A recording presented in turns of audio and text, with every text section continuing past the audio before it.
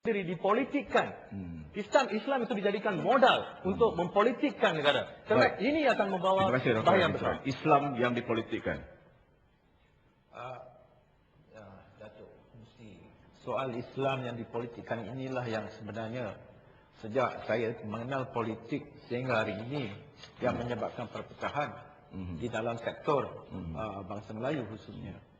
Kerana saya heran mengapakah kita harus mempergunakan Islam atau mengeksploitasikan Islam untuk mendapat kepentingan politik. Ini yang saya heran.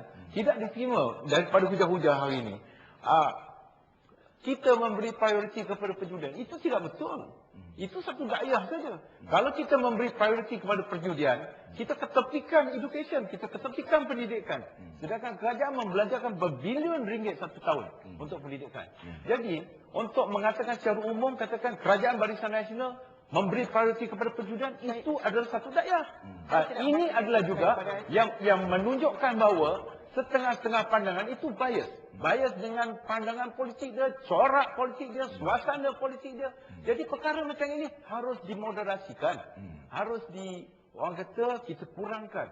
Kalau kita nak melihat satu pembangunan, satu bangsa Malaysia yang bersatu padu, yang boleh menjamin survival masa depan, kita harus bermuhasabah diri. Kita tanya kepada diri sendiri, masing-masing. Setiap orang yang menggelarkan diri mereka sebagai pemimpin politik dan setiap mereka yang menggelarkan diri mereka sebagai pengikut politik, kita harus melihat betul atau tidak. Betul atau tidak perjuangan kita selama ini. Adakah kita mengatakan sesuatu semata-mata kerana politik tanpa mengambil kesan kepada perpaduan? Adakah kita mau berkata sesuatu hanya semata-mata untuk politik tanpa mengira bahawa kita berhadapan dengan masa depan yang lebih mencabar dan masa depan yang susah untuk kita mempertahankannya. Baik, Dr. Maria. Saya tidak mengatakan bahawa, saya cuma tadi memberi satu contoh. Iaitu kita mesti membersihkan. Kita mesti membersihkan dan ada niat untuk membersihkan ekonomi kita, cara pelaksanaan kita. Dan bila Datuk Rohani mengatakan bahawa mempolitikkan Islam, Islam telah menjadi raison d'être, parti PAS, semenjak ia ditubuhkan dalam tahun 1950-an. Ya? Dan kita punya perjuangan ialah untuk memertabatkan Islam. Sekiranya UMNO Barisan Nasional dapat memertabatkan Islam dalam erti kata yang sebenar, Mursyidul Am kita telah berkali-kali mengatakan we will join you. Alright? Tetapi masalahnya sekarang, ya, kita masih ada banyak perkara yang kita rasa pemerintah kerajaan sekarang tidak mahu mendengar dan tidak mahu mengambil pendapat kita. Ya? Jadi kita akan terus. Ini suara majoriti ke atau hanya suara segelintir?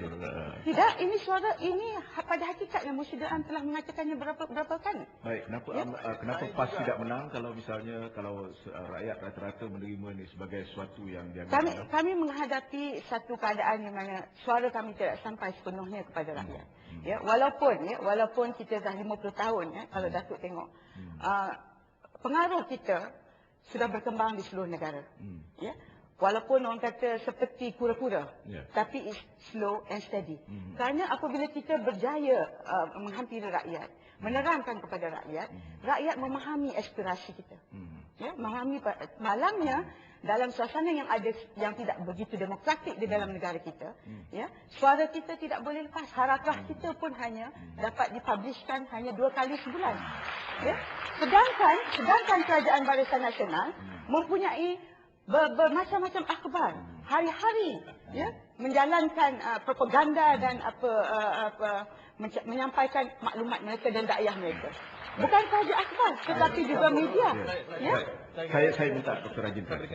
Apa yang saya lihat, ya, sebagai ahli akademik, daripada sejarah apa yang saya lihat, apa yang telah dihasilkan oleh PAS, biarlah kita berterus terang, ya, satu kampung 2 imam, kafir mengkafir sesama Islam.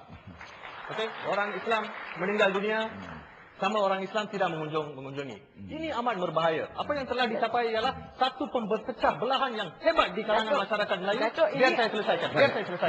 Satu perpecahan yang hebat dan kami, masyarakat bukan Islam, amat bimbang sekali kerana ini kalau kepada orang Islam sendiri sudah begitu, bagaimana kepada yang bukan Islam, Cina dan Melayu. Saya minta yang berhormat. Datuk, saya mesti. Bentar, Dr. Maria. Saya akan bagi yang berhormat dulu. Datuk, saya Terima kasih banyak kepada Dr. Siti atas penerangan beliau ke atas falsafah politik PAS. Tapi saya tak faham, masyarakat Cina sentiasanya tidak faham. Mengapa satu agama yang sama tetapi wujudnya dua terjemahan pula? Dan disebabkan oleh terjemahan yang dikemukakan, yang diketengahkan oleh PAS dan juga satu terjemahan yang dikemukakan oleh UMNO. Jadi kita rasa lebih selesa dengan terjemahan yang dibuat oleh UMNO. Itulah sebabnya MCA sentiasanya dalam Barisan Nasional lebih selesa duduk bersama dengan UMNO daripada dengan PAS.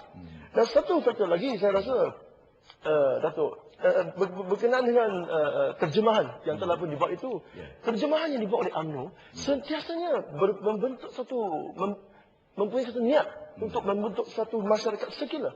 Dan ini yang diterima oleh bangsa-bangsa lain. Dan tadi doktor katakan slow and steady. Saya tak faham bagaimana slow and steady dalam masyarakat bangsa-bangsa lain. Tak ada pergerakan langsung. Bukan slow and steady. Tak ada langsung. Kerana dia tidak dapat diterima oleh bangsa-bangsa lain. Baik, Datuk. Datuk Fungsi, kepada saya, sumbangan PAS yang paling jelas sebagai seorang ahli politik dan bekas ahli parlimen adalah melihat perpecahan. Di kawasan saya, apabila ada PAS, maka mula berpecahlah masyarakat. Jadi di mana perjuangan PAS? Kalau dia memperjuangkan agama, mengapa berkesudahan dengan perpecahan? Ini yang saya tak faham. Oleh kerana, mungkin yang diperkatakan lain, yang diamalkan lain. Yang disuratkan lain, yang tersirat lain. Ini dia PAS. Datuk, ada lagi? Saya rasa saya terundang untuk menjelaskan bahawa umpamanya, mengapa terlalu lumrah tidak disekat penganut-penganut PAS di peringkat bawah untuk memberi label kepada seseorang itu sebagai kafir. Umpamanya, kita bersalam dengan sekumpulan kuat PAS. Oleh kerana mereka tidak mau bersalam dengan kita, maka dikata tangan dia najis, umpama bagi. Ini adalah perkara yang berlaku hakikat di peringkat akar undi. Siapa yang mau menafikan hal ini? Tuan Guru Haji Hadi tidak pernah menafikannya. Tuan Guru Haji Hadi tidak mau menarik fatwanya yang mengkafirkan orang lain. Jadi, di mana letaknya PAS? Di mana letaknya Islam? Islam adalah menjunjung kebenaran. Islam menjunjung moderasi. Tetapi kalau kebenaran itu tidak mau diletak di tempat yang sebenarnya, dan sebaliknya dia menjulang kedolak-dalikan, saya rasa itu perjuangan Baik, Islam. oleh kerana Yang debat bukan Islam. perdana ini adalah contoh demokrasi, maka saya akan benarkan Dr. Maria untuk menjawab segala pandangan. Okey, dia begini. Bila Datuk Rohani dari UMNO, MCA, NGO mengatakan PAS menyebabkan perpecahan. Ya, bagi UMNO, bagi BN, sekiranya ada perbezaan pendapat dan orang mula tidak menerima pendapat mereka, inilah perpecahan. Ya, jadi realitinya UMNO tidak mahu ada perbezaan pendapat kerana mereka akan hilang pengaruh. Ya, kita percaya sebab kita tahu di dalam Islam, dalam ayat Quran, Tuhan menyuruh kita, firman Allah, dan hendaklah kamu berpegang dengan tali Allah. Dan tali Allah ini adalah definisinya ialah dengan agama kamu. Ya, dan janganlah kamu bercerai-berai. Ya, dan Tuhan memperingati kita bahawa salah satu nikmat kita ialah perpaduan, nikmat yang Allah Subhanahu Wa Taala bagikan. Ya, dan daripada ayat yang berikutnya surah Ali Imran 103 104. Dalam kita berpadu ini, berpegang kepada tali Allah itu sendiri, Allah mengatakan mesti ada di antara kamu yang mengajak kepada kebenaran, mengajak kepada kebajikan, menyeru kepada makruf dan mencegah kemungkaran.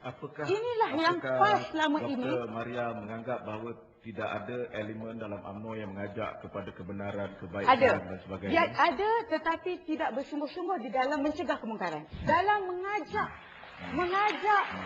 untuk membuat kebaikan, Masya Allah. Ya, tetapi kadang-kadang pelaksanaannya itu tidak menepati apa yang dikehendaki oleh agama. Bukan saya mengatakan, tanyalah ulama UMNO, tanyalah ulama-ulama yang ada dalam seluruh dunia ini. Baik, saya nak tanya dengan Dr. Maria satu soalan. Apakah makna demokrasi bagi PAS? Bagi kita, ya, demokrasi ialah hak kita untuk bersuara.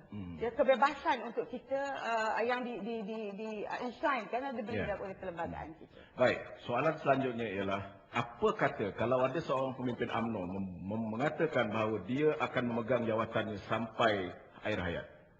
Saya tidak jadi masalah. Kalau betul ada orang yang mengikutnya, pengundinya, hendak memberinya sampai ke akhir hayat, tidak apa. Kecuali sekiranya dalam ia memegang jawatan itu, ia menyalahgunakan